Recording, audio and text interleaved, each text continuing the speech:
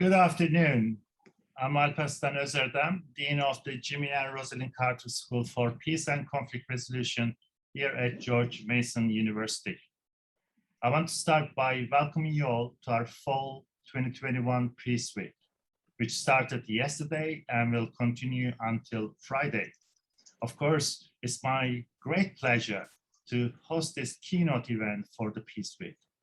In this webinar, we would be focusing on the fantastic work of the Carter Center Atlanta in preventing and resolving conflicts, enhancing freedom and democracy, and improving health since 1982. Before starting the keynote event, let me say a few words about the Jimmy and Rosalind Carter School for Peace and Conflict Resolution at GMU and our Peace Week. With our 40-year history, the Carter School has been dedicated to empowering peacemakers and change agents in every corner of the globe. The school continues to be at the forefront of advancing theory, understanding the origins of violent conflict, groundbreaking research, practicing conflict resolution in diverse contexts, and innovative teaching to train the next generation of peace builders. To realize some of these key objectives that each semester, our Peace Week brings together faculty, students, alumni, staff, and our friends and partners from across the peace and conflict resolution community for a week-long conversation on some of the most critical topics for our field. From panel discussions to interactive workshops, special guest speakers, book launches, dialogues, film screenings, and more. These discussions help advance our field to more effectively address urgent issues on the nexus of peace and justice. We hold the Fall Peace Week in line with the United Nations International Day of Peace on 21st of September, which is today. And this year's theme is Recovering Better for an Equitable and Sustainable World. As we are healing from the COVID-19 pandemic, the United Nations would like us to think, open quote, creatively and collectively about how to help everyone recover better, how to build resilience, and how to transform our world into one that is more equal, more just, equitable, inclusive, sustainable, and healthier, close quote. Well, with this theme in mind, I cannot think of any organization that would more perfectly fit a keynote event for our Peace Week than the Carter Center Atlanta. Hence, we are privileged to have Paige Alexander, Chief Executive Officer of the Carter Center, and Stacia George, the Carter Center's Conflict Resolution Program Director in this webinar. So Paige and Stacia, welcome. Before handing over to you to lead us in this conversation entitled Waging Peace, Fighting Disease, Building Hope, the work of the Carter Center, let me introduce you to our distinguished audience. Paige Alexander joined the Carter Center as Chief Executive Officer in June 2020. Alexander has a distinguished global development career with over 2 decades of experience spanning the government and nonprofit sectors. She has held US Senate confirmed senior leadership positions at the United States Agency for International Development, USAID, was Senior Vice President of IREX, which is an international civil society, democracy, and education nonprofit organization in Washington, and Executive of EU Court, a nonprofit in Brussels and Amsterdam working to bring market-led solutions to marginalized farmers in Africa. Earlier, Alexander was Associate Director of Project Liberty at Harvard University's John F. Kennedy School of Government and a consultant to institutions, including the C.S. Moore Foundation, the Rockefeller Brothers Fund, and the Open Society Institute. Alexander currently serves on the boards of the Romanian American Foundation, the World Affairs Council of Atlanta, the ADL Southeast region, and is a member of several human rights organizations. Welcome, Paige. And Stacia George. Stacia George became director of the Conflict Resolution Program at the Carter Center in 2021. She previously served as director for West and Central Africa and Haiti at Chemonics International, Inc., a global implementer of international development assistance. George previously served as the deputy director of USAID's Office of Transition Initiatives, OTI, and is an expert in conflict management and international development, with specializations in conflict-affected environments, stabilization, democracy, and community-driven development programming. Earlier, George was a foreign policy fellow on the Africa subcommittee of the US Senate Foreign Relations Committee and was the practice director for government services at Keris Associates. She had an International Affairs Fellowship from the Council on Foreign Relations in 2011. During 11 years with USAID, George was country representative for programs in the federally administrated tribal areas of Pakistan. She managed OTI's Afghanistan program as the deputy team leader for Asia and the Middle East, established programs in Colombia, Nepal, and Sudan, and served as country representative in the Democratic Republic of the Congo. George holds degrees in international studies and Spanish from Niagara University and international conflict management and economics from the Johns Hopkins School of Advanced and International Studies. Amazing bios from both of our speakers, and you would agree that this is going to be an amazing session. And I really appreciate that both Paige Alexander and Stacia George are here. And now I'd like to turn it to them to initiate our conversation with their presentation without any further delay. And also, I'm very pleased to inform you that there will be a Q&A session at the end. So we would be delighted if you could drop your questions in the Q&A box. So, right, let's begin. And over to Paige Alexander and Stacia George. Thank you. Great. Well, thank you very much. It's really a pleasure to be here with you all today. I wish I were in DC or Arlington and having this discussion with you in person in one of the nice rooms at George Mason. But I'm pleased to have been invited to Peace Week, and Stacia George and I look forward to telling you a bit about our work, talking with Dean Özerdem, and taking your questions. So I thought I'd start by showing a video so you have a good idea of what the Carter Center is. So Mercedes, I'll toss this over to you.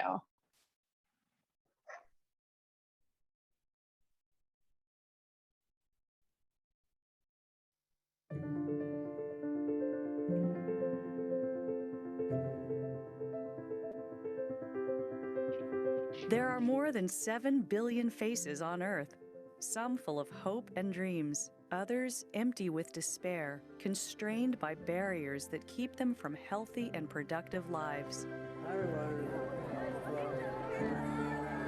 The Carter Center works to tear down those barriers and create a world where everyone has a chance to live in peace and enjoy basic human rights. We are willing to take a chance that we might fail if we believe that the ultimate goal is worthwhile, worth our effort, and worth an investment in people who have been neglected by others.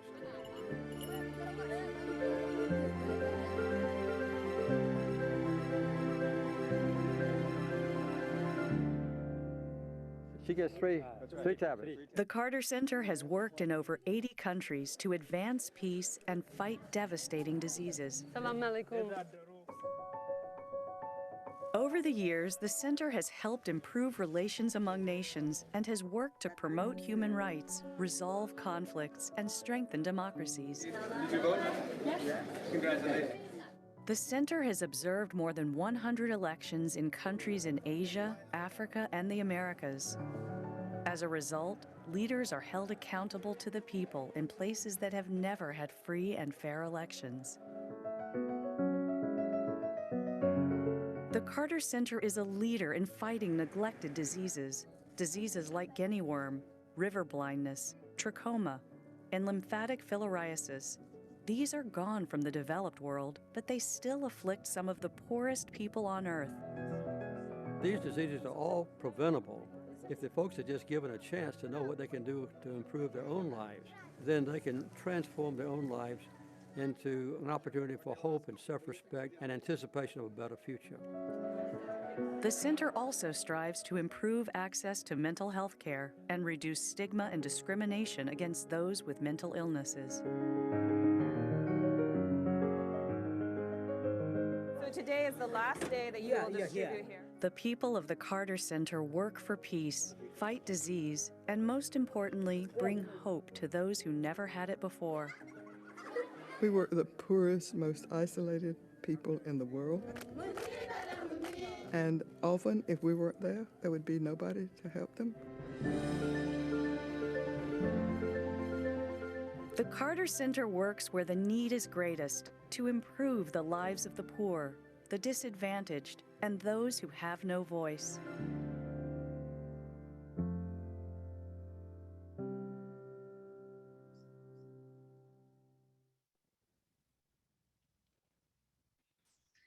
Great, thanks for that, Mercedes. So now that you have the visual, I'm going to spend a few minutes introducing you to the Carter Center and its work, and then Stacia can help put some of the meat on the bones around the specific conflict resolution program work, so you can see sort of the specificity of the projects.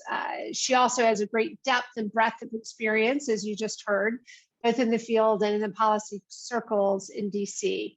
So she's the perfect person to help bridge the academic and practitioners divide. And most importantly, we very much look forward to having a lively Q&A session, because I think that's where we can answer more about who we are and thought processes and going into our project areas. So let me start by talking about the Carter Center and how we were founded. Obviously, we were founded from former President and Mrs. Carter in 1982. After waking up one day, President Carter said, immediately after his time at the White House, or as he says, his involuntary retirement from the White House, he knew that he wanted to focus on human rights, but he was not at all sure what form that would be. So in 1986, we opened the Carter Center campus in its present location here on Freedom Parkway in Atlanta, Georgia. So the center is co-located with the Jimmy Carter Presidential Library and Museum, but that is a separate entity. The library and museum belong to the National Archives of the US, just like all presidential centers of all the former presidents. And if you drive down the main highway in Atlanta, you'll see directional signs for both the library, the museum, and the center. And then one says Presidential Center. So we're all one and the same, but we're different. Much like with the George Mason Center and the Carter Center there. So originally in founding the center, President Carter had in mind to focus on conflict resolution as it relates to human rights. And as a former president, he carries the weight of being able to interact at the highest levels of government. That vision for peace has evolved into programs dedicated not just to conflict resolution, but larger democracy projects, including rule of law and human rights. And our focus on human rights led the center to become an active participant in bringing the right to basic healthcare into our portfolio. So it helps to understand a little bit about President Carter's rural upbringing. He essentially did not wear shoes until he was 8 years old. He had a very strict conservative father and a very liberal mother. And a lot of this has been shared in books. He's written 36 of them, not all of which I've read, but there are a lot of good ones there. People like Jonathan Alter and Kai Bird have written more recent books about him. And there's some great movies out like The Rock and Roll President, which gives you a sense of how he as a president and as a candidate used music and culture to bring people sort of to the polls. As well as one called Carterland, which talks about a lot of the environmental work that he had done during his presidency. So here we sit almost 40 years in with the Carter Center as a nonprofit charitable institution. We're a 501c3, as tax folks say. And what started as a very small staff and a meager budget is now over $100 million a year NGO with over 3,000 staff around the world. So the Carter Center's motto, as you saw, is waging peace, fighting disease, building hope. And we've done projects in over 80 countries, and at any given time are likely to be active in about half as many. But one thing that I have come to realize is that the Carter Center's organizational character is based not only on what we do, but why and how we do it. And that's where President Carter's stamp is truly indelible. And that extends and sometimes is very much led by Mrs. Carter and her work, especially in the area of mental health, which is her passion for over the last 50 years. And I would say during COVID, it's now more relevant than ever. So on the Carter Center's website, you'll find that we have 5 mission principles. And the first is that the center emphasizes action and measurable results. So we're not a think tank, but we value analysis, and we like to say we are data-driven and action-oriented. And this has meant innovating over the years and moving our work from Excel spreadsheets to data analytics. And we're still very much in that process. I talked to President Carter last week and mentioned something about botnets. And he said, what are you talking about? So it's, having a better understanding of how we have grown and how we need to innovate is part of the learning that we do internally. The second principle is that we try to avoid duplicating the effective efforts of others. It means that sometimes we go it alone, and before being able to bring other people or funders on board, we start things ourselves and then we work to take them to scale with the funders. So, and of course, by not duplicating the efforts of others, we know we're going to be dealing with really difficult problems and difficult situations. And that goes to the third principle. That third principle states that the center recognizes the possibility of failure as an acceptable risk. And you heard President Carter say that in the video, because it really strikes me as rather unusual and maybe unique for an organization, and especially one that depends on outside donations, to acknowledge failure as an acceptable risk. I'm not sure there are many corporations and organizations, they all claim to be risk takers, but they're actually they act as the risk adverse. So punishing the occasional failures that are necessary to learn and grow is not how we work here. We've gone in to areas that have not worked out, and we've learned from those lessons. And it's fortunate that we have donors that follow us into this, because they recognize we're not going to stay in forever if it looks like it's something that's not working. But we do have the long-term development instinct. The fourth principle is that the Carter Center is nonpartisan.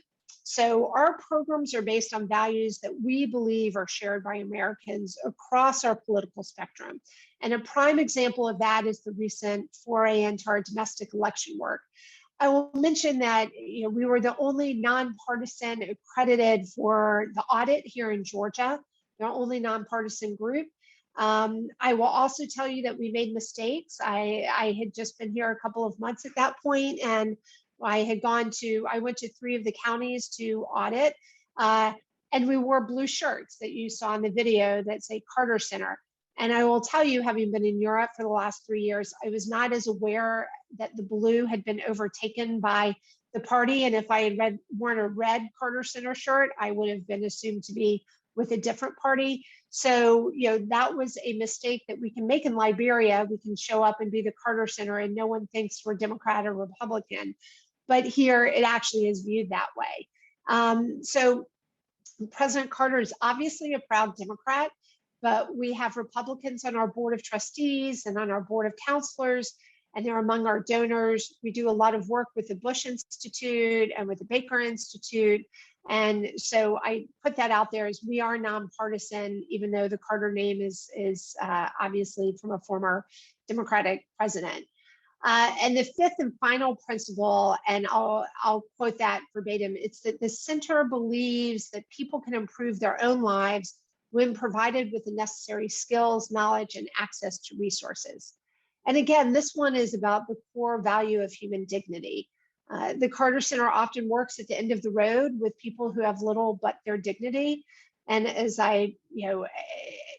understanding that President Carter came from a village with 600 people, and then he left the White House and went back to that same village, they have seen and lived this. They've seen the farms, they've seen what happens when people have ringworm, which is not guinea worm, it's totally different, obviously. But he has seen what happens when people are neglected. As President Carter says, there are no neglected diseases, they're just neglected people. And when given the ability to learn that washing your face, washing your hands if you happen to have water, sleeping under a bed net, or if a guinea worm is coming out of your foot, not to put it in the pond for relief, but to put it in a bucket so the larva that comes out is not infected everywhere. These are the skills that we bring to these villages. So, it is an example of something that we could not necessarily do if we were just a group of technical assistance providers that were Western. All of our 3,100 staff, over 3,000 of them are actually local. So it meant that when COVID shut the world down in many respects, the bubbles that our village offices had created, the work went on. We were able to do it. We don't come in and convince someone in Ethiopia, a farmer, to collect water differently to make sure that they don't get the guinea worm larva. And we don't convince them to do that by showing up.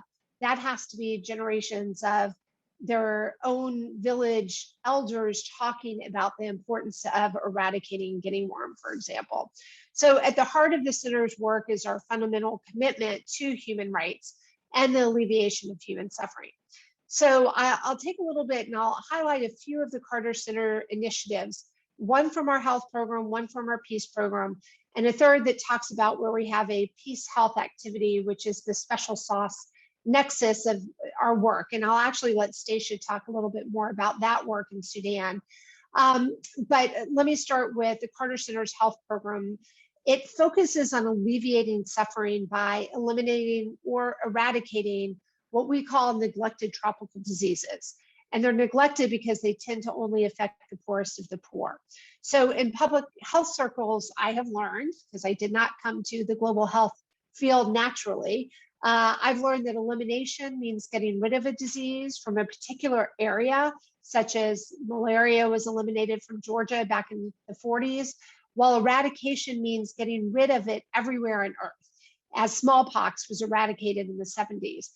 Smallpox is the only disease that has ever been a human disease that's ever been eradicated, and it was done with a vaccine. And we work on guinea worm now, which was in 21 countries. 3.5 million people were affected by this or afflicted by guinea worm when we started in the late 80s. We are down to 10 cases in 4 countries. So that is what eradication looks like. You go through the elimination process and then eradication. So one of the neglected tropical diseases that the Carter Center works on is to eliminate, both in Latin America and Africa, something called onchocerciasis, which is also called river blindness. And Dr. Greg Nolan, who heads our team, he's done groundbreaking work in this disease. And I say groundbreaking because Greg and his team have championed a change in the global public health agenda from merely seeking to control the disease to aiming to eliminate it from entire geographic regions. River blindness has been eliminated in 4 countries in the America: Colombia, Ecuador, Mexico, and Guatemala. And we've interrupted and stopped treatments in 20 subnational areas in Sudan, Uganda, Nigeria, and in Ethiopia. And today, Greg told us in the morning that actually another foci area in Uganda has been eliminated. So all of this through the delivery of about 455 doses of Mectizan in 1995. So I'll tell you that the disease not only causes eventual blindness, but the subcutaneous worms cause itching that are so unbearable that sufferers have been known to commit suicide to escape it. Hence, a part of our mental health program as well. And of course, when people go blind, they can no longer work on their fields or care for their families. And in these remote and desperately poor places, the economic and social consequences of river blindness are immense, not only for the sufferers, but for everyone. So for instance, a child will have to be kept out of school to assist an adult who's lost his sight so they can't get around the farm. So it really has these generational effects. The River Blindness Elimination Program benefits from donations by Merck, a pharmaceutical company, and it's a drug called ivermectin or Mectizan.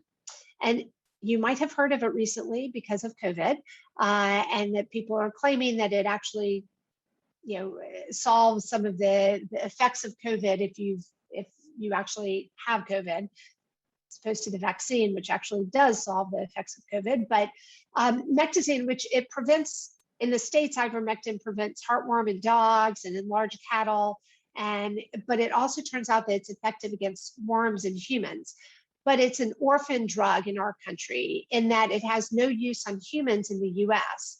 So their generosity, Merck's generosity in donating to us, is an example of a public-private partnership, because if it can't be used in the US for humans, as an orphan drug, they're able to donate it to us where we do use it for human needs, because people don't have worms here.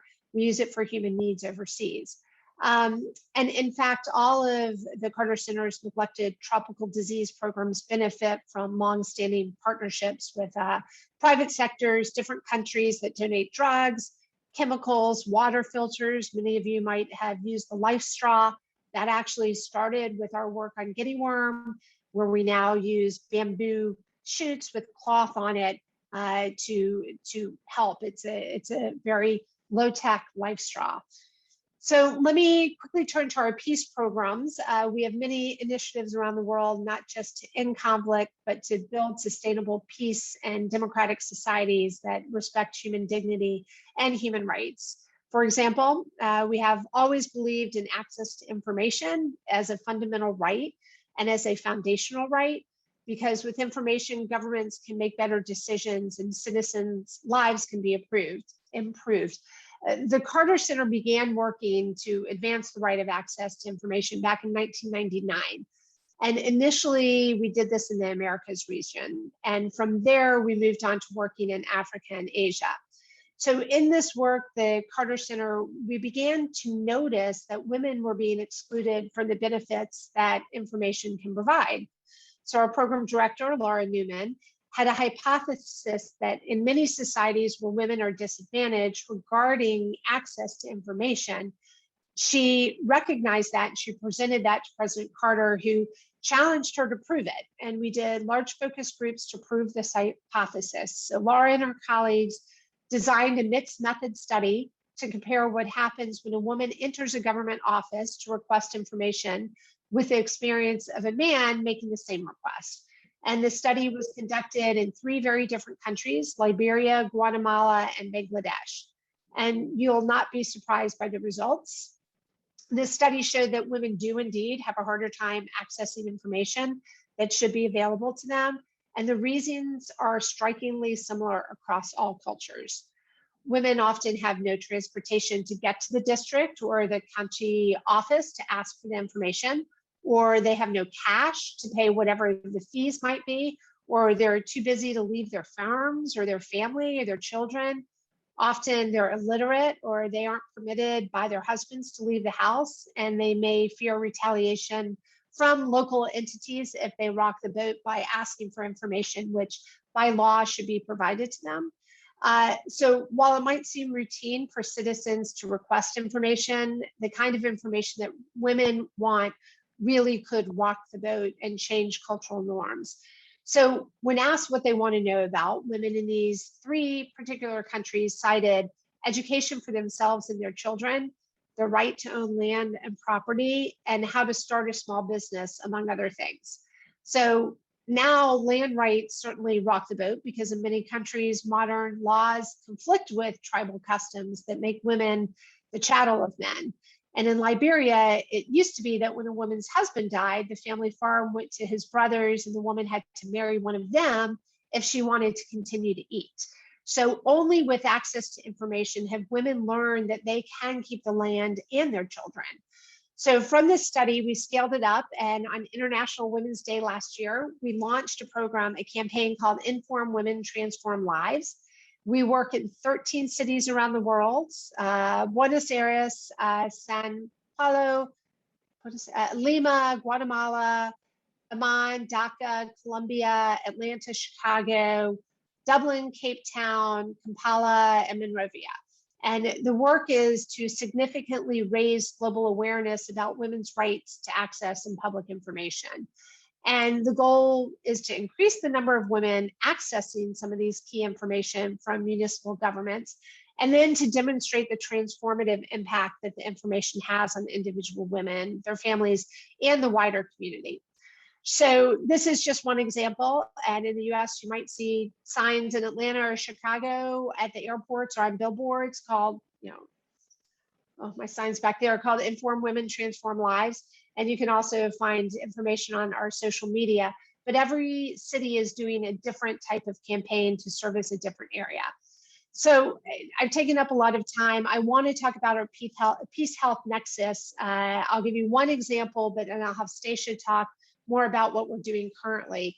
Back in 1995, President Carter helped negotiate a ceasefire in Sudan, which was called the Guinea Worm ceasefire.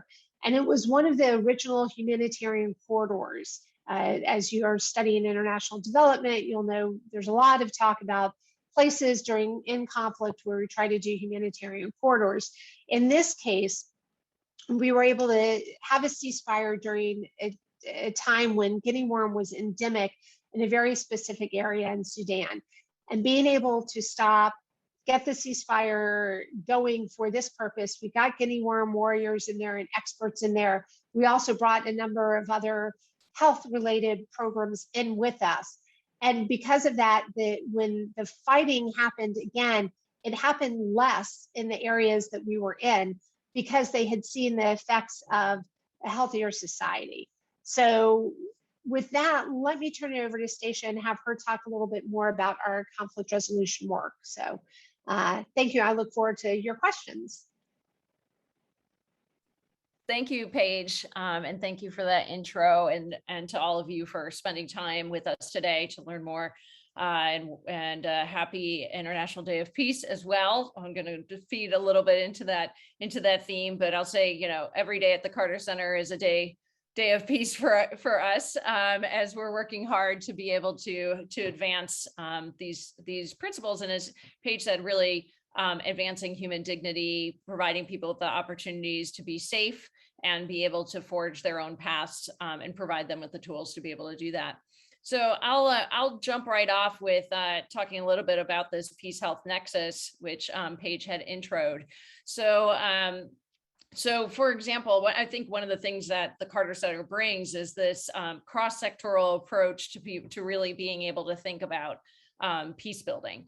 And one of the things I love focusing on conflict resolution in particular is I love that I get to work with our health colleagues and mental health colleagues and looking at rule of law and racial justice and disinformation and human rights, because they're all part of the package and the factors one must examine when you're trying to figure out how to resolve conflict as well as prevent it.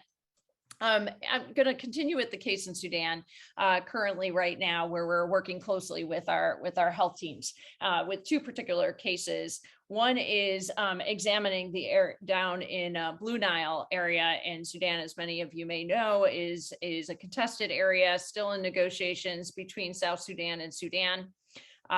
We are examining ways for how we can potentially use health programs to be able to leverage opening up access to those areas, but also more importantly, being able to bring people together from various sides to at least start working on some common areas of interest. And that really is the theme when we look at our Peace Health Nexus and some of our other cross-sectoral nexus, is really starting from a position of common interest. I mean, no one walks into, particularly with a long protracted conflict, you can't walk into a room and just say, okay, I know this has been going on for decades.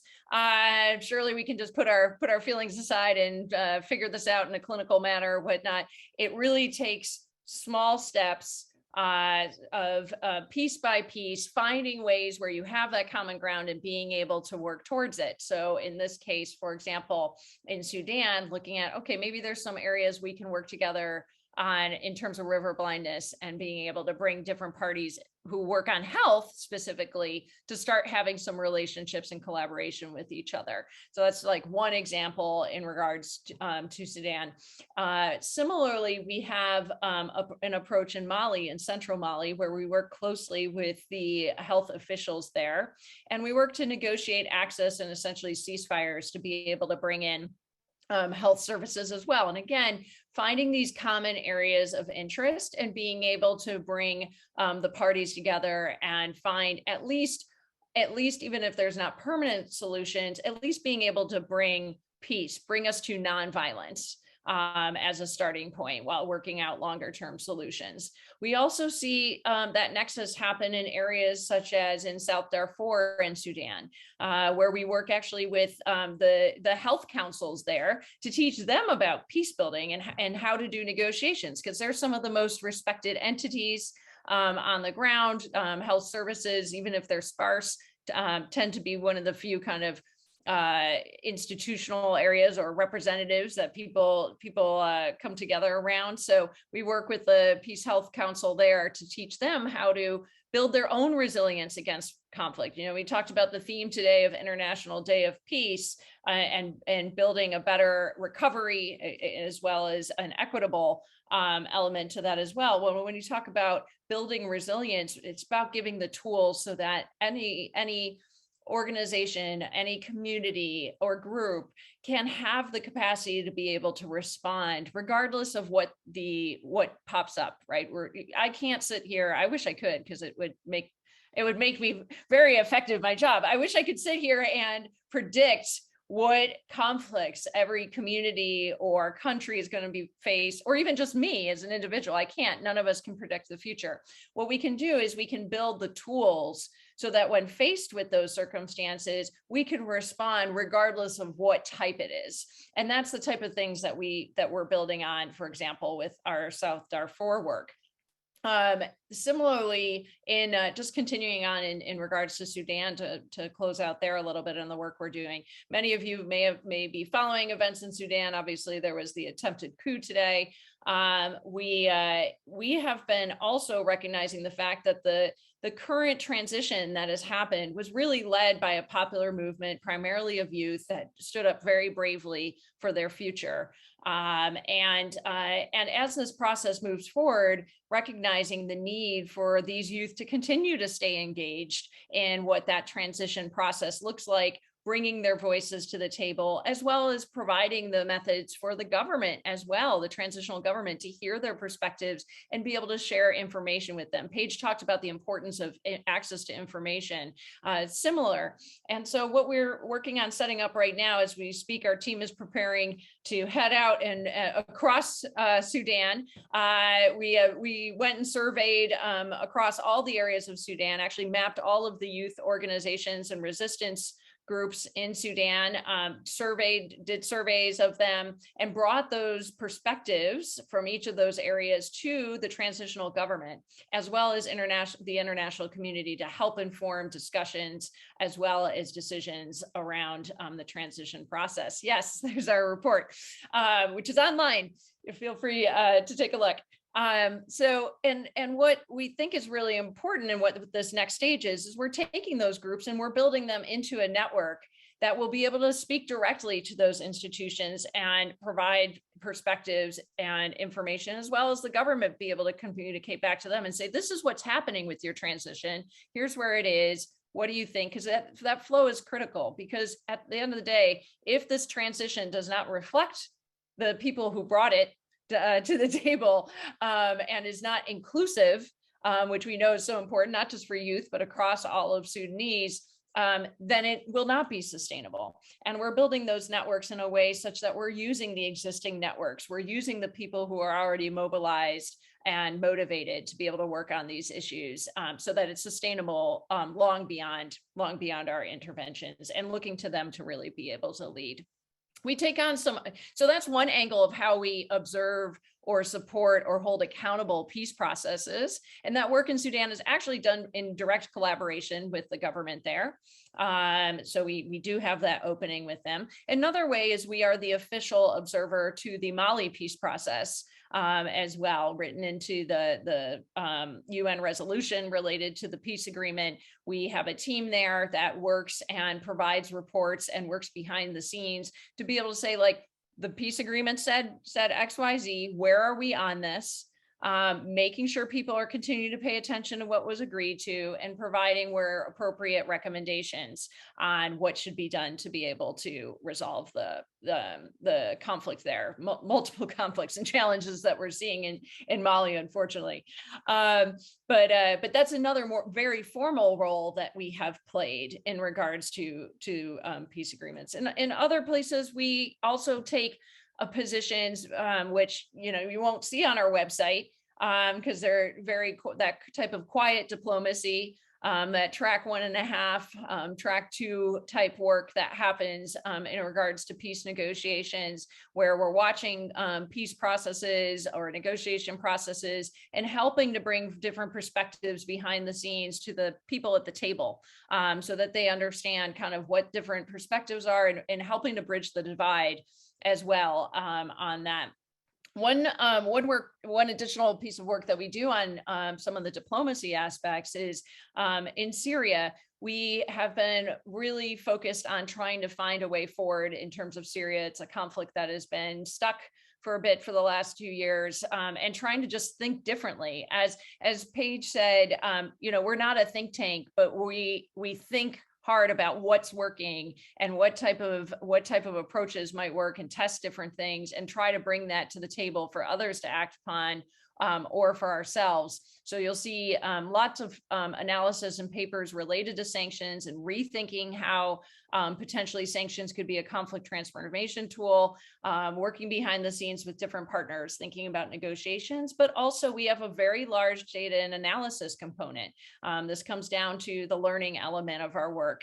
And that includes, we've mapped the Syria conflict from the beginning.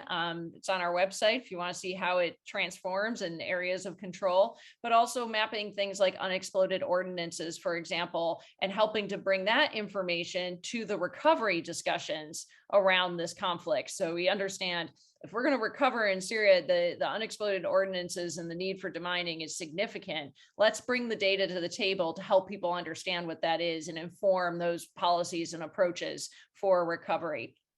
I'll finish up with 2 other examples of what we're working on. The next is, we have long been involved, as many people know, President Carter has been long involved in Israel-Palestine and the peace processes there. We have had a presence on the ground for almost 2 decades, having offices in Ramallah, soon to reopen an office in Jerusalem again, but working in a very nonpartisan way. Our approach, as things have been changing a lot in the last couple of months, but our approach has been, regardless of what's happening with the peace process and the dynamics on the ground, what is important is we can, at a minimum, build consensus around the need for equal rights between all individuals inhabiting that territory. And so we work closely with groups, both on Israeli and Palestinian groups, to think about, what does that look like? Where might there be able to be consensus, as well as, and kind of laying the groundwork of networks within that. Obviously, if something were to open on the peace process, could support that as well. And we're talking and engaging a lot on what's happening in Palestine internally right now, which is very concerning from a human rights perspective and a governance perspective, as they struggle with balancing having elections coming up and a population that is not as pleased with their current the Palestinian administration. So we're working on various angles there, and looking for ways to be able to continue to support the policy in a very neutral way. But we're not neutral about everyone having access to equal rights. So it's a balance in that regard, but it is the approach that we take. And I'll say lastly, linked to Paige's points about being nonpartisan, this work that we're doing in the US now. In addition to the work that we started on elections observation, for example, we piloted some elements around conflict resolution. The conflict resolution team is currently starting to build conflict resolution networks, essentially, that are nonpartisan, diverse, across a series of states. We're starting in Georgia and North Carolina, soon to be in Florida. And the intention, again, is to take existing networks of individuals, connect them to each other, provide them with the tools to be able to have conversations in ways that are non-polarizing, or tools to be able to respond to crises that happen in their areas, local or at a state level, in ways that promote nonviolence, and promote democratic principles and norms. And again, it's about building sustainability and that resilience within those networks. So it's not us doing it, it's just providing the tools to the people who are really already working on the ground, and connecting them to each other so that they can be a force multiplier together. So I'm going to stop there for a moment, because I know there will probably be many questions, and lots that we can talk about, but I'll pause there for a moment. Stacia, Paige, thank you so much, and so wonderful to hear the amazing work done by the Carter Center, and that has been an absolutely wonderful presentation, and you've given us so much to think about and so much information in terms of how that amazing work really comes about, its principles, its values, and how it is put in practice in the field, and all the challenges you face. And Stacia, you're right, there are so many questions, and I'd like to take them all, but I'm going to use my executive power here a little bit, considering that I'm facilitating the session. I have a couple of questions myself, so I'll, in that privileged position, I'm going to ask my first question to Paige. Paige, the way you describe the Carter Center's work, you said that it's not only what we do, but the way we do it. And I think in that, the inspiration and the legacy of the Carters and who they are as individuals. When we changed our name a year ago and taken Jimmy and Rosalind Carter School, that's given us such a great opportunity, for example, really to look at their lives and their values and the way they do peacemaking. And for us to plan our next 40 years, they very much kind of form the basis of that. So when you say that, the way you do the Carter Center's work, how is it like working with the Carters and their presence and their direction and their influence? Well, thanks for that. I will tell you, both Stacia and I have come in recently. Stacia a little more recently, but I've only been here a little over a year. I first met President Carter back in 1979 when I was a kid. My mother had brought me to DC, and because Georgia, I'm from Atlanta originally, and because there were a lot of Georgia peanuts, as they used to be called, as part of the Peanut Brigade, who followed President Carter to the White House. My mother knew someone who got us on the grounds of the Rose Garden. And I remember meeting him and shaking his hand. And my mom said, I walked around DC in the freezing cold saying, I'm never going to wash this hand again. I was so excited to have met him. So fast forward a lot of years, and I was down in Plains while I was interviewing for this job. And I mentioned this to President Carter, and Mrs. Carter immediately started talking about that event. It was with Margaret Thatcher in the Rose Garden, and she, Mrs. Carter, defining the First Lady in a way that had not been defined before, she used to sit in on all of his meetings.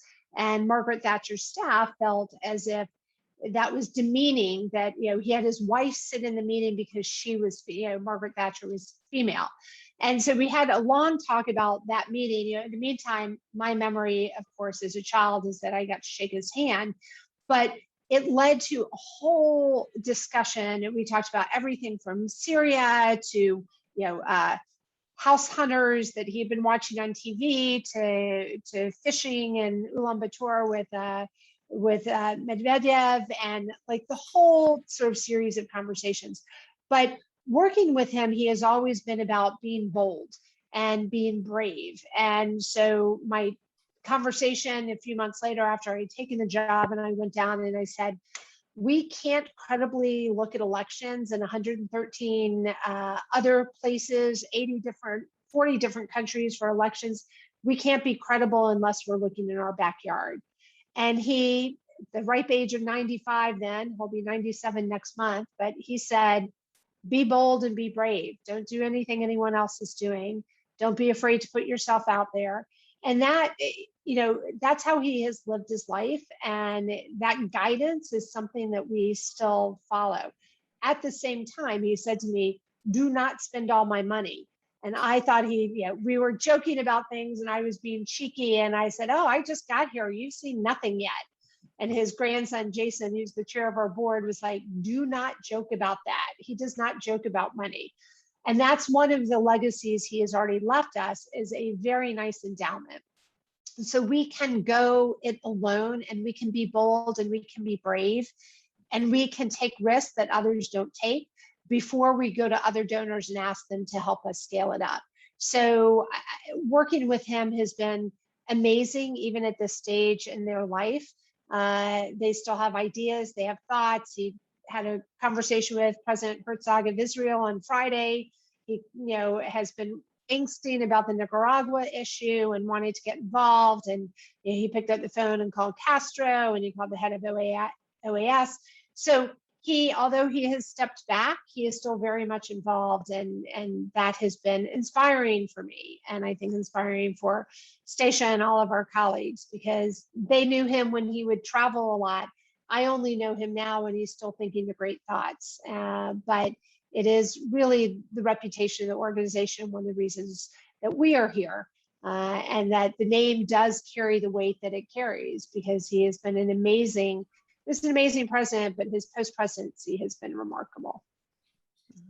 Thank you, Paige, and I totally agree. And the kind of that distinctive difference of being able to go for that sort of bold and brave attitude and being able to take risk, I think that's really invaluable. And also what you mentioned about human dignity and its significance in conflict resolution.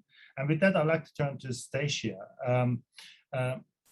Clearly that's really the cornerstone of your work at the Carter Center, and the kind of like the interfaces of conflict resolution and health and all other work that you do.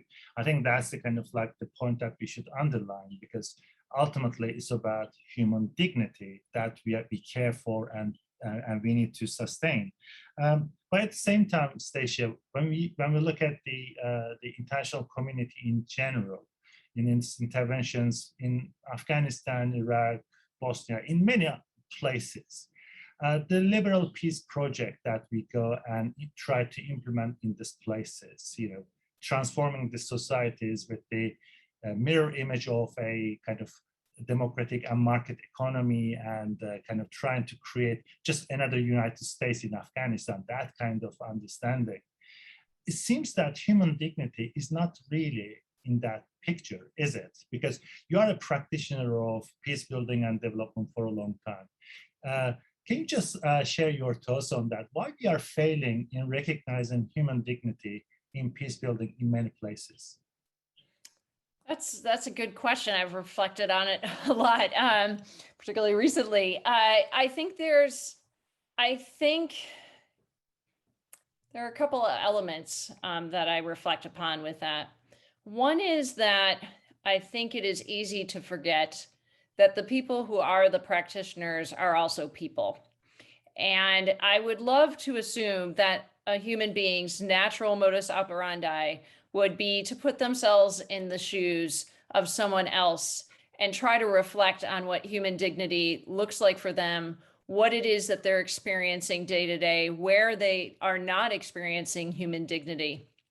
And I think one of the things I did actually in my Council on Foreign Relations fellowship was studying some of the challenges related to some of these interventions. And there were many parts that reflected upon the human psychology that related to you need to be very deliberate about stepping out of your shoes and putting yourself in theirs. And I think I know that is one of the things that actually President Carter would talk about a lot in reading many of his books, how he would stop and be like, I'm not going to think about this from my perspective. I'm going to take a moment and try to be them.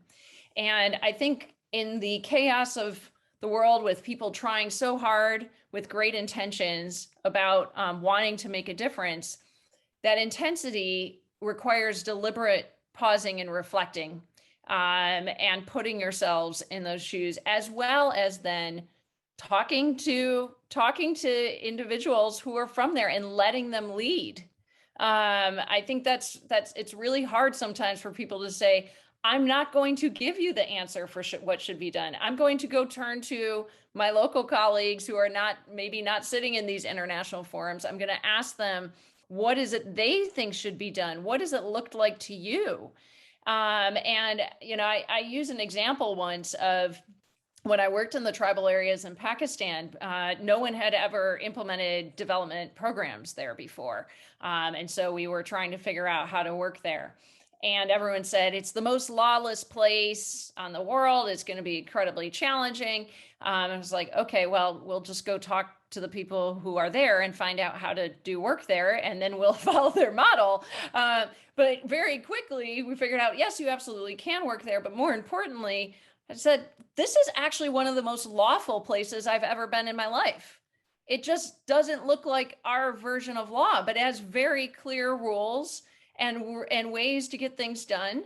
And I need to put away my assumptions about what it should look like, and instead say, what are the principles of what we're trying to achieve here? We're trying to achieve security. We're trying to achieve the ability for equality, for resourcing. And how should that look here? What is it that people want to see? And I think people being willing to step outside the box and acknowledge that it doesn't necessarily look like how they think it looks, and also being willing to say, I'm not going to find the answer. I'm going to help facilitate the answer. I'm going to support my local counterparts in helping them reflect to be able to get to that point. So those are just some of my initial reflections that I've thought about of like, why don't we get there? I don't think it's from people not wanting to try. I think it's not from people not wanting to do the right thing, but it does take some very deliberate actions of stepping outside of yourself for a moment and being open. So. Thank you for that, Stacia. And I guess the Carter Center's cross-sectoral approach that both of you explained in your talks plays a very significant role in the creation of that human dignity element. And in fact, now I'm going to move to the questions in the Q&A box. Otherwise, our audience will be really angry with me if I keep continuing with my questions. And so the first question is one of our faculty, Dr. Susan Allen. And in fact, Susan used to work at the conflict resolution program at the Carter Center 20 years ago. And her question is around the kind of like the dual focus on health and peace that both of you explained. I just want to paraphrase that question a little bit. And clearly you do this, but what are the barriers of doing this by other actors in the international community?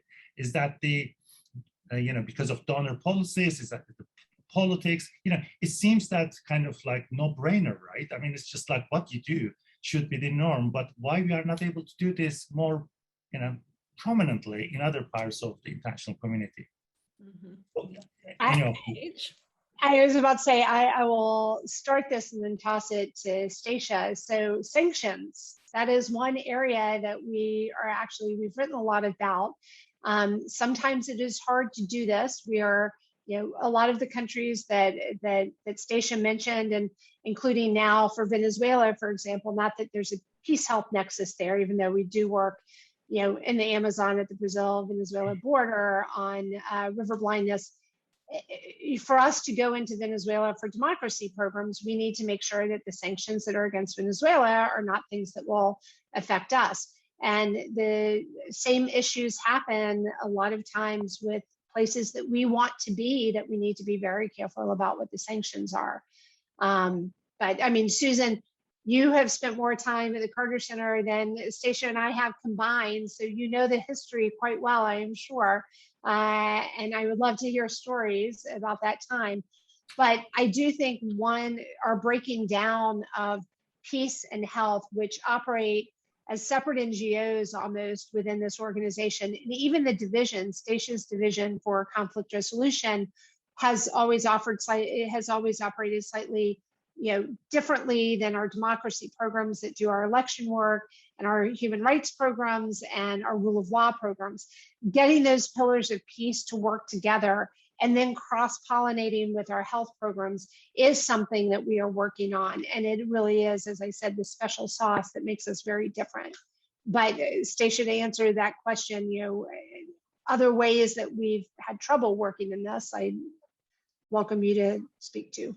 Yeah, I mean, I think there's a couple of impediments. I mean, one is that people who are working in the space in a particular country in the space, they tend to be coming to it from the perspective of their sector, and it has certain characteristics as well as lenses that you apply on your work, because from the nature of whether it's a health program or whether it's a education program, for example, right?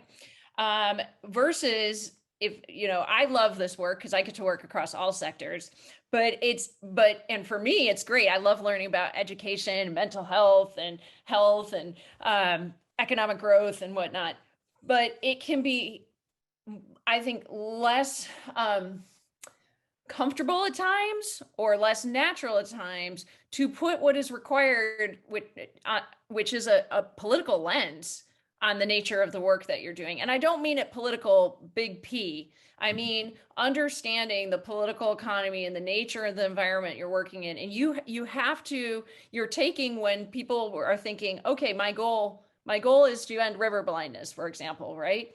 And where we might be saying, well, actually the goal is just to get people to talk about river blindness. And so that's going to look different in terms of pacing and lenses and who you might bring to the table. And it's not saying it's exclusionary, but you have to look at it with that additional lens on top of your work.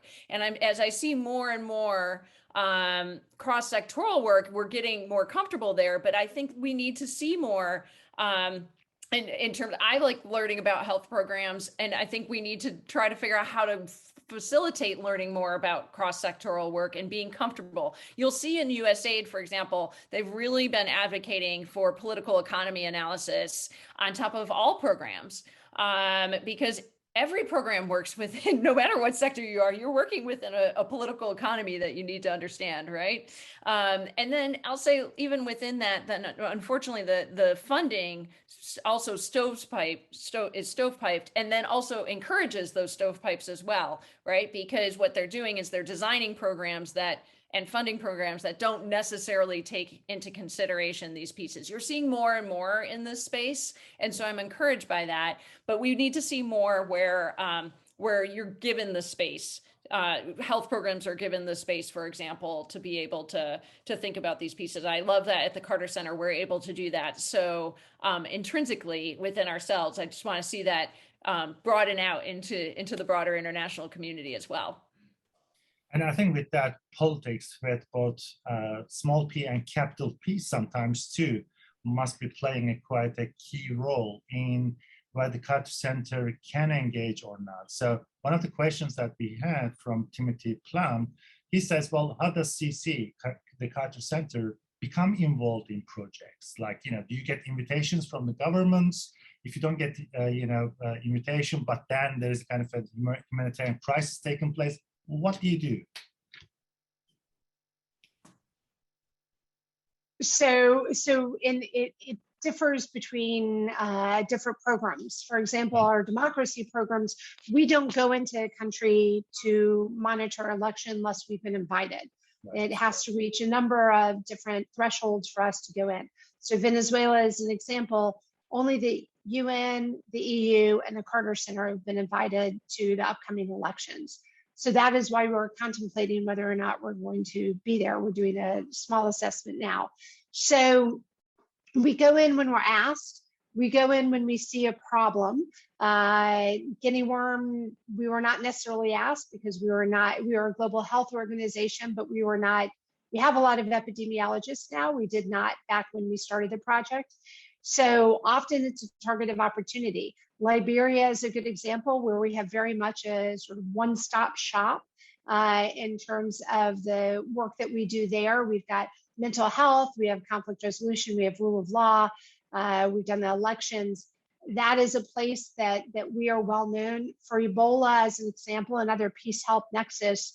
During Ebola, we were successful in working with the village elders and the religious leaders to change burials, how they were burying people who had died of Ebola, because that was passing on the disease. And again, it's not a place that you walk into if you are only an epidemiologist and health specialist, that you could convince village elders and religious leaders to make those changes. But because we had the conflict resolution program and because we had worked with them, we had that ability to have that conversation on Ebola, which changed the trajectory of how people were buried and therefore the spread of the disease. So we go in when we're invited, we go in when we see that there's a need, but the conflict space that Stacia is in, usually no one's inviting us necessarily. It is a place that we see a need and we think we have the skill set to go in and have those conversations. Thanks, Paige. And in fact, my next question in relation to Liberia, you referred to Liberia a couple of times, and this question is from Emmanuel Akiempong. And so he's recognizing the amazing work done by the Carter Center in Liberia. But the question is about what the Carter Center's current position on Liberia vis-a-vis war crimes courts implementation. Do you have any update on that? So again, I just laid out what we're doing in Liberia. I will be honest, the war crimes court, the ICC, I am not sure on that. Stacia, are you aware of? No. So I'm sorry, Emmanuel, I cannot answer that. I'm happy to get back to you through the dean, but I can't give it to you at the top of my head. Sure. I mean, like the questions are just so varied that, Yeah. in all different types of questions here. So I'm going to move to kind of like more generic questions now. These are not, excuse me, specifically about the Carter Center, but in kind of like the humanitarian field. So, Ashkari update. The question is, look, as the international community, NGOs, we get funding from corporations, multinationals. I think that's what's referred here. And there is the kind of like the claim here that some of these problems caused by these corporations. So what is the stand here should be? Well, or the question here, what does the Carter Center stand here, right? Sort of getting funding from corporations that may have something to do with some of these problems in such places. I think, let me just add to this.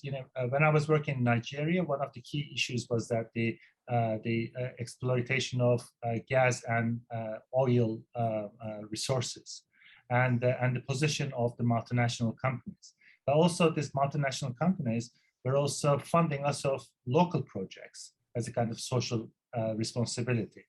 And I think that's quite interesting kind of space to be, right? Stacia, you must have been in this space so many times, like the ethics of receiving funding from certain types of donors. Can you share your thoughts on that, please? Do you want to go first, Paige, or you want me to go? No, why don't you go first? And I've got a funny story that might be relevant. So great, excellent. Okay. So I think there's a broader question here, which is writ large, just what are your ethics in regards to where do you accept funds from, period, right? And that is something that every organization needs to reflect on, but particularly those of us who work like in this peace building space, because it's very political. And I think what is, and it can be political, big P, per a previous note there. So, for example, we're very fortunate in that President Carter has an endowment which allows us to work in certain spaces that are very sensitive politically, and to fund that ourselves so that we do not have any type of external influencer in any way, shape, or form, or could be seen as having an influencer on us. I mean, we still don't let people influence it. We do our work, and you can fund our work, which is fantastic. But we're going to follow our principles and do what's right. But I would say many times we don't receive funding when we know that could be an issue or an optics issue. I'll say secondly, in regards to the multinationals, per your point, again, it comes down to vetting who you're receiving money from, right? And there are real challenges, because there can be, sometimes you're looking at an organization, you're like, gosh, they're a real force multiplier for change in one way, and also can potentially be a real challenge on the other side. So you think about, well, how potentially can we partner in a way where we work to diminish those negative impacts? So, for example, the work that we do in the DRC right now on another program within the Carter Center, we work really closely looking at the different organizations that are working in the resource world in the DRC, for example, many, which is an area fraught with challenges, right? And many complaints about the way that they use resources or can be a cause of the problem. But all of those entities are also supposed to invest a certain percentage of funds into the communities around them. And so we're playing a role to be able to help provide that kind of like facilitator oversight role to ensure that we can leverage, because what they bring to the table also is money. They do bring to the table development funds and jobs in some of these areas, right? So what we can do is we can help to play a role of saying, like, let's work together. Let's figure out how we can leverage this, also hold people accountable. And, there's many ways you can work with different corporations where you get to, just like negotiating in a political negotiation, it's about figuring out that common ground and working together to be able to shape that space, to be able to meet mutual objectives and not be working at cross purposes to each other. And I think there's a lot more spaces we could be doing that. I don't think there's enough conversation in the peace building world about engaging with the private sector. There's more and more in the last 5 years, particularly, but I think we can look at the way we engage with them in a more interesting and transformative way, I would say. Yeah, and I will just jump in with a good example that does not actually come from the Carter Center, because Stacia has explained these public-private partnerships. They are very important when we work with pharmaceutical companies, for example. But I just came from working with an organization called UCOR, the European Cooperative for Rural Development. We worked with smallholder farmers in Africa to, throughout a number of countries, to help them grow what they could sell and not just sell what they were growing. And so we were linking them to markets. One of the markets we linked them to was Heineken.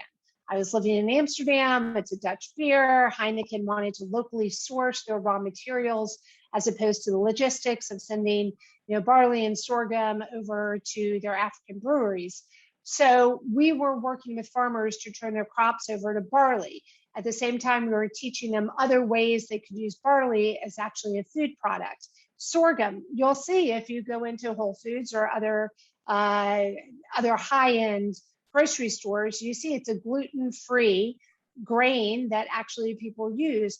Teaching in Rwanda, working with the farmers to help grow the proper type of sorghum. These were things that were done, but Heineken was paying for all of it, and they knew it was in their longer-term interest. And so do you take money from Heineken when it's actually a beer manufacturer? It's a non-communicable disease. They're a whole different stretch of discussions. Or Coca-Cola, they're able to get, beer and Coca-Cola are able to get their products out to the farthest flung villages, but we can't get AIDS drugs out there. So the Global Fund partnered with Heineken and Coke to get things out. But then there was so much in the community that said, how dare you do that the Global Fund backed away. Now, who really, at the end of the day, yes, there's a lot of soda, there's a lot of sugar in Coca-Cola, and yes, alcoholism is a serious concern. But these AIDS drugs are no longer getting to those places because the idealism of don't mix and match these two entities is a problem. So I put that out there as just a area of concern that I have, and maybe it's because I'm older and I don't see things as black and white. I've got a 25-year-old daughter who finished her master's in human rights law, and she said to me, "It's because of people like you." And so these are long time conversations I have in my own house as well. Paige, you and I have so much to blame to take, and I think 15 minutes left. Just a few more questions, if I may. And I think these are really good questions coming up. And the next one, I think this should go to Paige, and because it's about the Carter Center's work in Afghanistan at the ground level, and just really for the information of our audience, before we start the session, we were talking about this and the way Stacia has been working day and night on the current crisis in Afghanistan. And so can you just tell us a little bit about that, Stacia? What's happening right now in Afghanistan and the Carter Center's work there?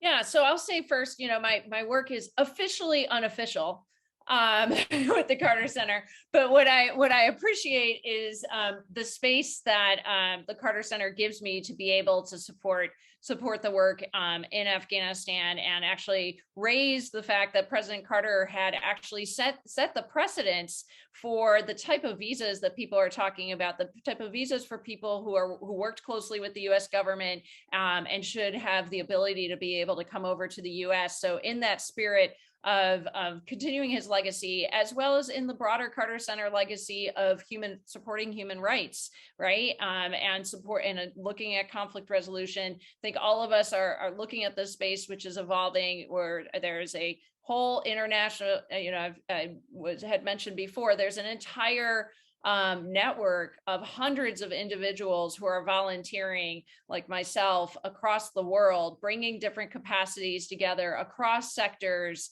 and resources. And I think many of us, in order to find ways to be able to save people who are the most at risk at this moment. And I hope that we will, as a community working in this space, actually leverage the lessons of what we're doing right now. In fact, what it is it is an incredible public-private partnership that you're seeing. You're seeing a citizen involvement with direct, unofficial allies and relationships with people inside governments, and that is allowing for a broader response to happen than what you would normally see if you were relying on institutions. These institutions can't surge quickly with people, as well as being able to bring data points directly from the ground on what people are seeing, what they're experiencing, and being able to triangulate that information. And I just say, in this space of spending all day trying to figure out, okay, is this border open? What is this government thinking? What can we negotiate? What is this person's particular threat situation, for example? We're all working together to solve it together and bring our piece to the puzzle together without ego and territorialism. And I think I would love to see, as we move forward in our conflict resolution and peace building world, this is the ideal world we hope to see, right? We just talked about public-private partnerships. How do we come into it? And this is some of the things you see in Afghanistan, where businesses are just like, I'm gonna give you a plane. Great. Okay, I'll try to find someone who knows how to figure out landing rates. Well, we're all bringing our pieces together, and I think we can really reflect on this and think about, how does this help us in other spaces? And what if we learn? It took this type of crisis to open up our minds and break the barriers that frequently you can see of people working in the space and coming from a position of good intentionality, right? That everyone that is in these networks working together, we start from a position of, we know we all want to do the right thing here. And it's incredible how that seems like that should be obvious, that everyone should start from there. But I think what happens in our field and in our work is there can be a lot of, well, I'm with X organization and this is what we do and here's our position. And instead, everyone's just stopping and saying, what's the goal? Saving lives, human dignity. Okay, go. We are all aligned. And so I hope, and maybe your students might be able to take a moment, actually, as a great study, being able to take a look at some of the lessons of how these quick structures were set up to do rapid response, and what were some of the factors that have allowed for this to happen, so that we might be able to see this type of effort in the future as well. Our students would love that kind of opportunity, Stacia. Just let us know. Because in our undergraduate, master's, and PhD programs, we have a cohort of around 400 students in any given year. And they are really hungry for opportunities like what you just described, because this is like conflict resolution and conflict analysis and resolution on the ground. And I think, like the Carter Center's great work in conflict resolution on the one hand, but on the other, like, all the conflict resolution work that you and Paige and your colleagues need to do on a daily basis to deal with the complexities of this matter, like negotiations, the whole kind of mediation work that you need to do. I think learning from that experience itself is so valuable, really important, and it should be put in some sort of record. And let's talk about some sort of joint project, to be honest, like how we can actually take that experience and put it in writing and share with the wider audiences. It's absolutely important. Just before concluding, this is not a really question, and this is a request coming from one of our students, Sarah Atif. And because whenever I speak to my students here, one of the things that they always ask me is, oh, when are we going to have the opportunity of some sort of online session with the greatest peacemakers of our times, Mr. and Mrs. Carter? We would like to engage with them directly in a conversation. So you don't need to answer this question right now, but I'm just the ambassador here to take this message to you. And like Sarah, many others would love to have an opportunity like that, because honestly, when we look at the lives of those two great peacemakers and what they do in the age of their 90s, still active, it's just such a major aspiration for all of us. And I think this kind of experience really needs to be handed over generation to generation. And I see that our undergraduate, master's, and PhD programs would be a great conduit to do that, and being able to work with the Carter Center in different projects. So that's the kind of dean's aspiration, in a way, that for us to be able to work more closely. And in fact, this presentation, this keynote event with you, Paige and Stacia, it's been phenomenal. Really, thank you so much. And I think we really enjoyed hearing the great work done by the Carter Center, and we learned so much. I think like some of the things that you share with us about the human dignity in the context of conflict resolution, the whole cross-sectoral approach, and the importance of conflict resolution in day-to-day work of the Carter Center. So many things that we are taking from this conversation. And before concluding, Paige, I remember about non-partisanship. The Carter School here is a non-partisan institute too. So forgive me for my blue tie. I didn't think about that either. And but next time I can wear a tie, kind of like red and blue, and you can just make that point. But you're absolutely right that such symbols can be so important in sensitive contexts. And I think with that note, I don't know whether you have any concluding remarks to make, Paige and Stacia, for the session. No, I would just say, we are, President and Mrs. Carter are not doing anything publicly. The last public thing they did was their 75th wedding anniversary in July, which, there was a lot of press around that, but they are, I have no idea if he'll wake up one day and say, I need to call someone in Nicaragua, or if I won't hear from him for 2 to 3 weeks, and then he'll have a new question. So they are not as active as they once were.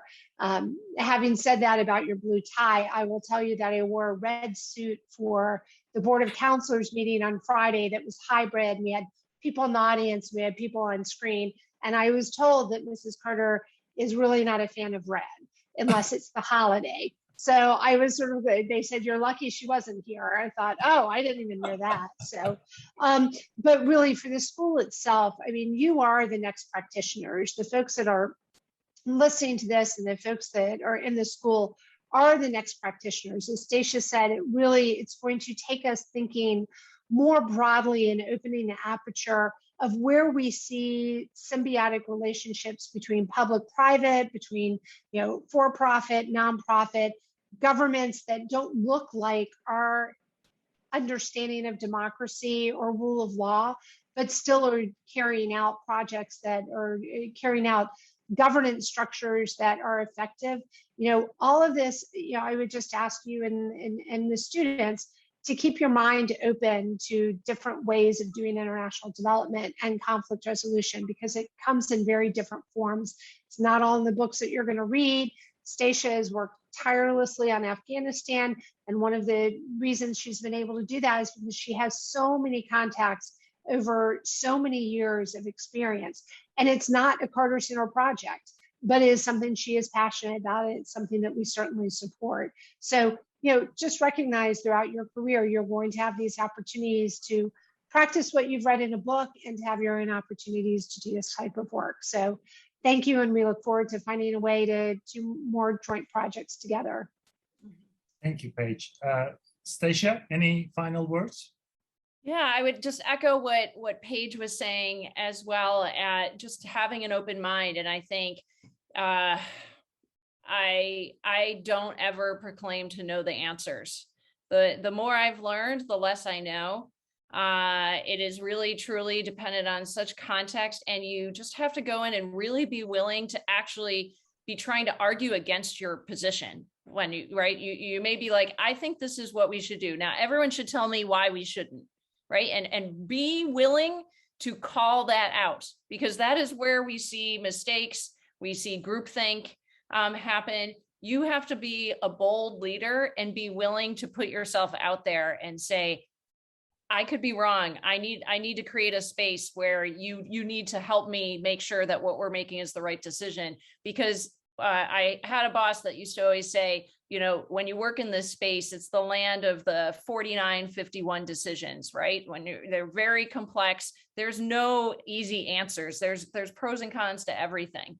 And so just being open, and that includes being open to the fact that this is really hard work. It's very challenging, and that things will go wrong, and being willing to admit your mistakes, like Paige was saying with her blue shirts, right? I mean, I tell people who I work with, if you tell me that everything is going well, I know there's something terribly wrong.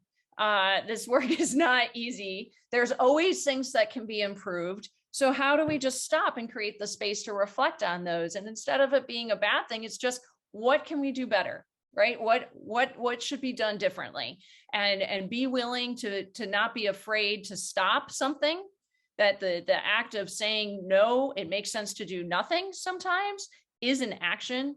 I think there's just being bold in this work. And I'll also say that being bold can also mean biding your time and take things much longer than anyone really would like it to be. My predecessor described this work in, I think, such a wonderful way, to leave you with an analogy of, it's like you're a soccer player on the soccer field, right? And you have the teams, and everyone on the team is spending their time in their practicing, and they're getting all their skills up and whatnot. And then they get out in the field and they spend a lot of time passing the ball back and forth across the soccer field, right? But you spent all that time training and learning and studying your opponents and studying the other people on your team and understanding their strengths and passing back and forth for that one moment, that one opening, so that you can score that goal. Right? Because that's the way this work works frequently, is you're working really hard, you're having 1,000 what feels like sometimes the same meetings, but you do them because one day that window is going to open and you're going to be able to walk through it.